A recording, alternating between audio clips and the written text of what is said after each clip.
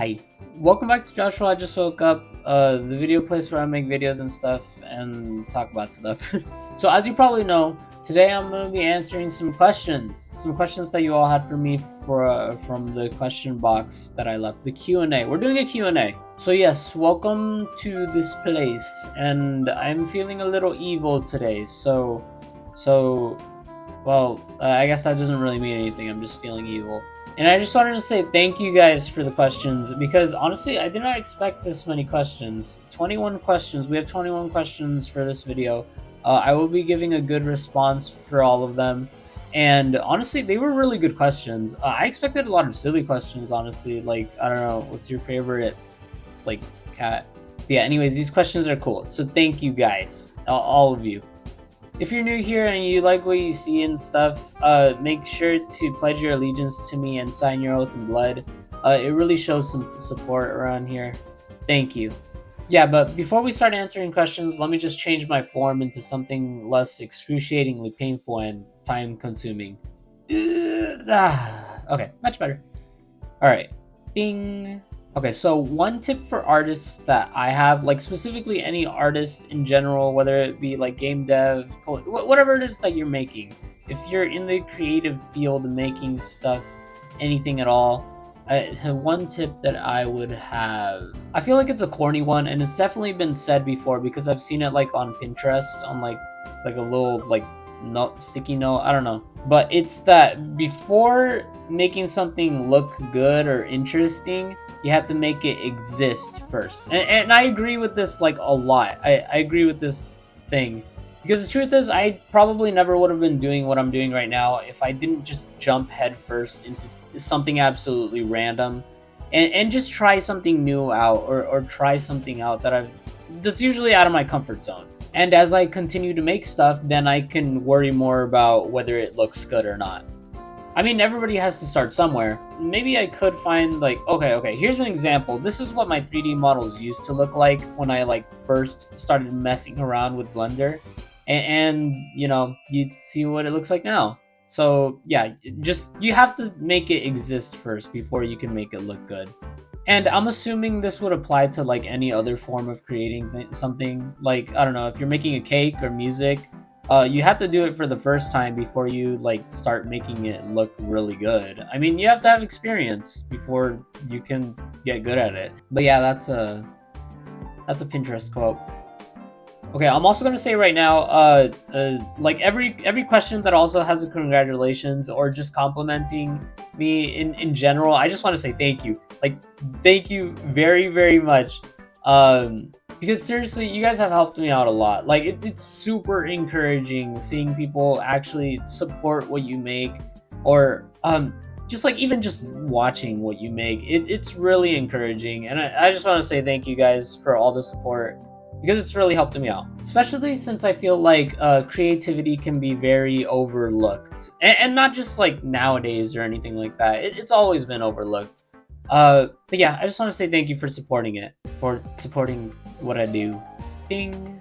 Okay, when I'm looking specifically for video inspirations, well, I guess that kind of depends, because when I come up with a video, it usually just ends up being like about the thing that catches my eye, whether it be like, I don't know, a new game that released or just something funny. But besides that, there are like YouTubers and people that I watch that inspire me to make videos, I guess. Oh, wait. The question says who. Oh, shoot. Wait, I read the wrong. Okay, then who inspires me? Yeah, I'd say there's a lot of them out there, a lot of inspirations. But I'm just going to throw out a couple that I remember right now.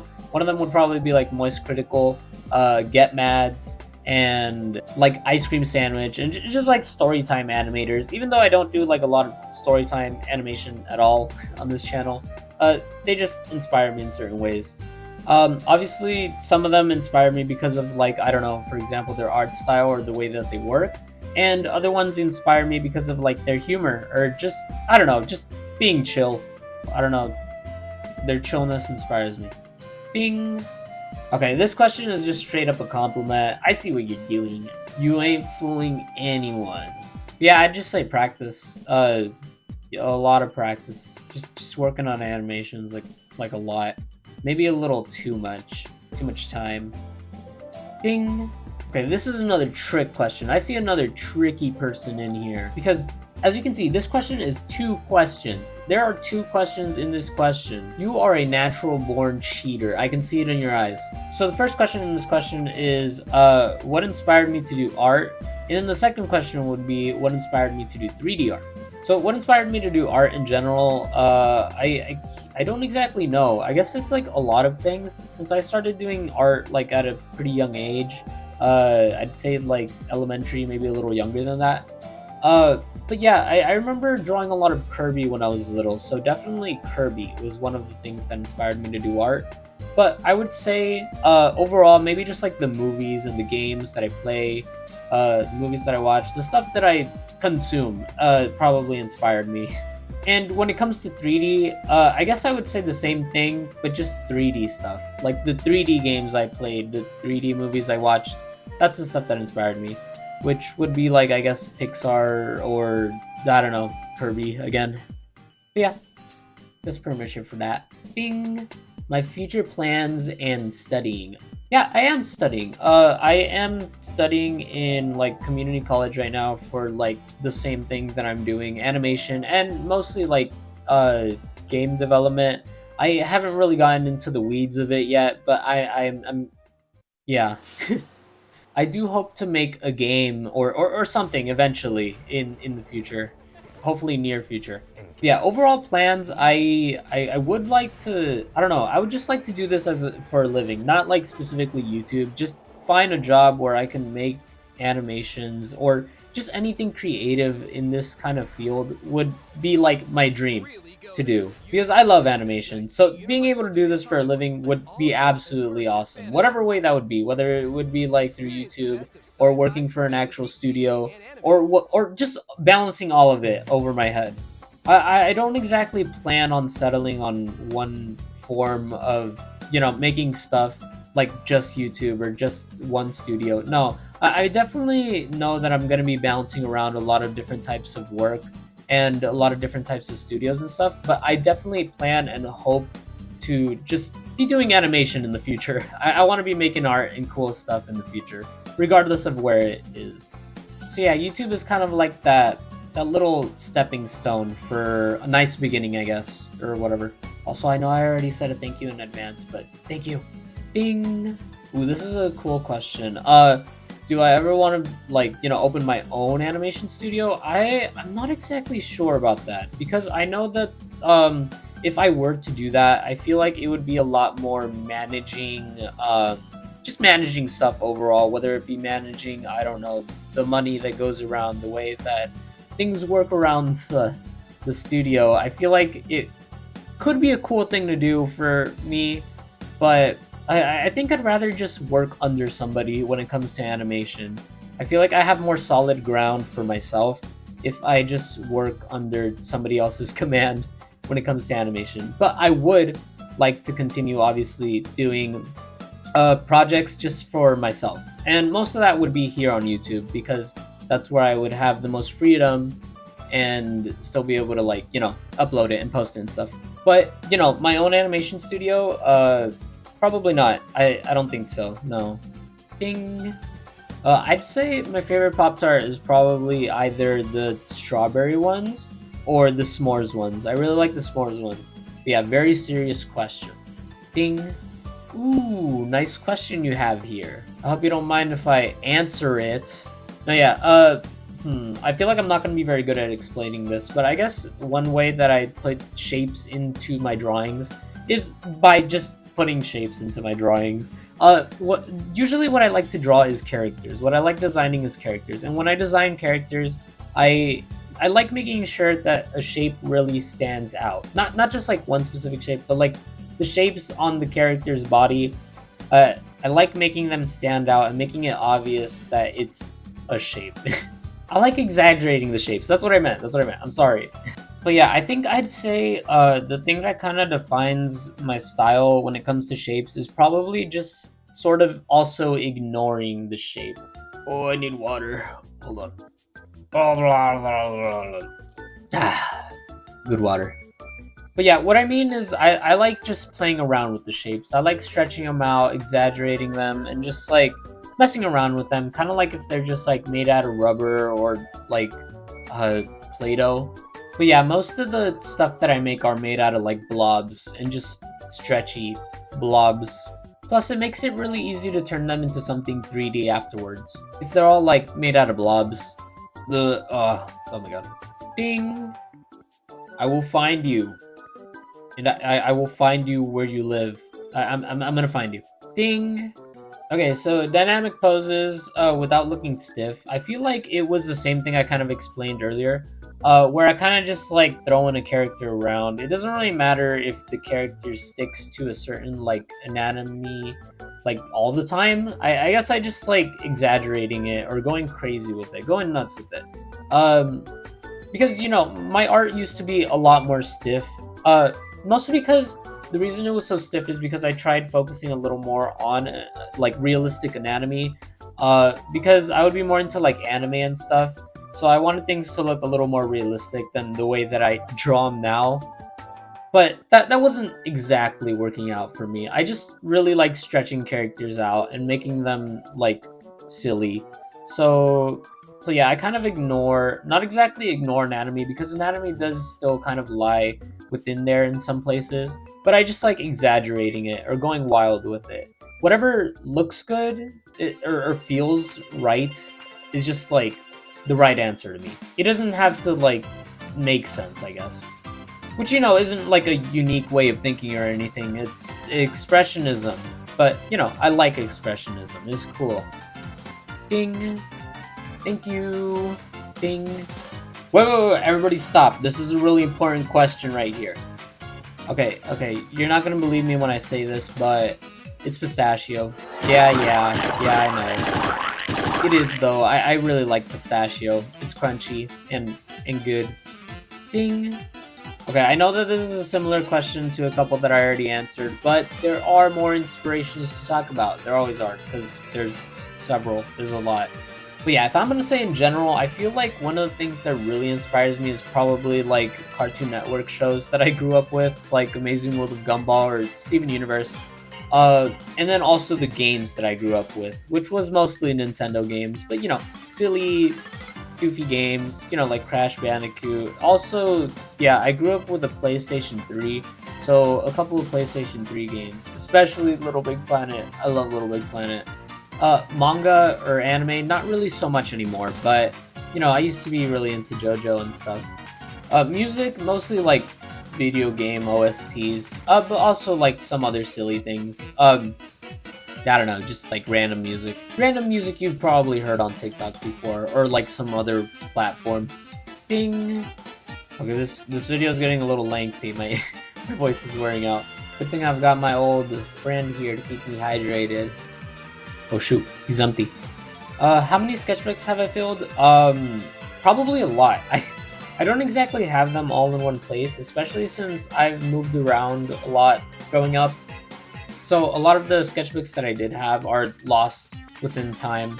But I probably have like one or two in this current house. I'll probably like flip through them in the video here for a second. I don't know if I'm doing it. I don't know. Future me is probably coming up with something.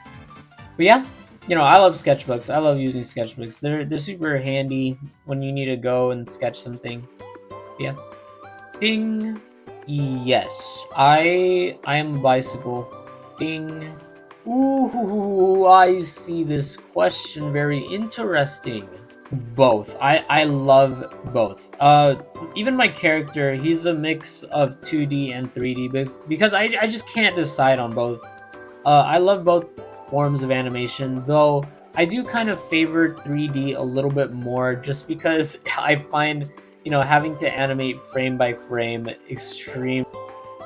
Oh, are you kidding me? Okay, so my microphone died like literally a second ago.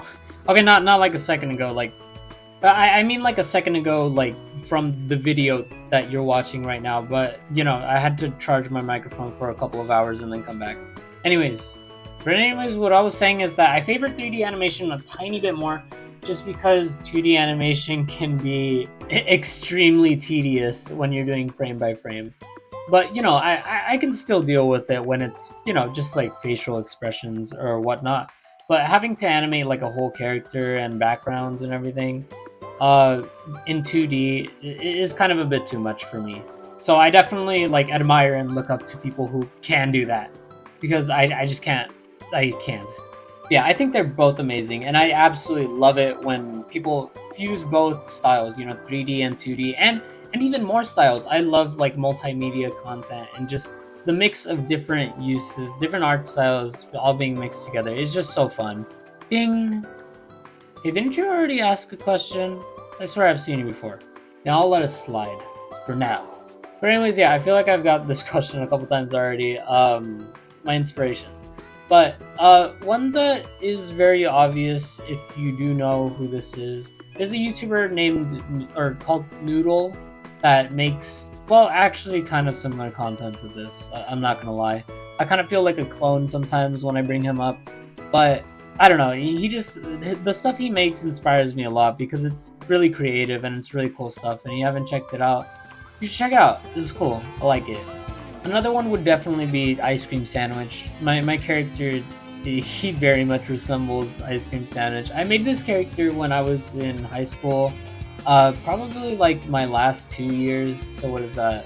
Junior and senior year. I'm acting as if this was a long time ago. This was like a year ago. This was like last year.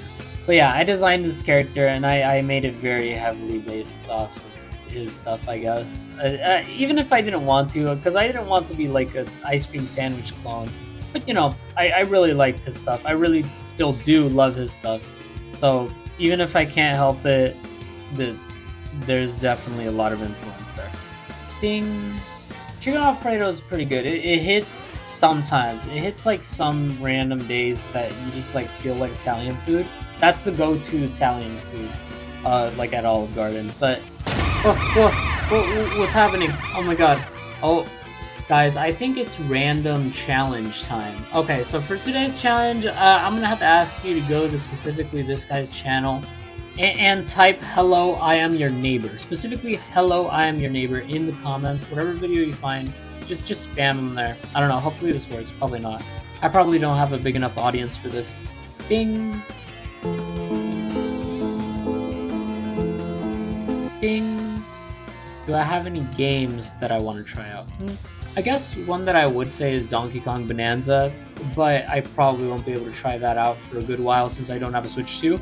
But besides not really. I mean, I'm playing this one game called Haste that I really love. I've been so into it lately. And I've been wanting to play it for a while, but after the Steam sale came along, I just purchased it, tried it out, and it's so fun. I'm having a blast with it. Though I do wish that they had added some of the content that was scrapped from it, because it was gonna have some more content, but it was scrapped. Anyways, maybe I'll make a video about that. Ding. Oh boy, do I have a lot of smaller indie channels to recommend to you guys.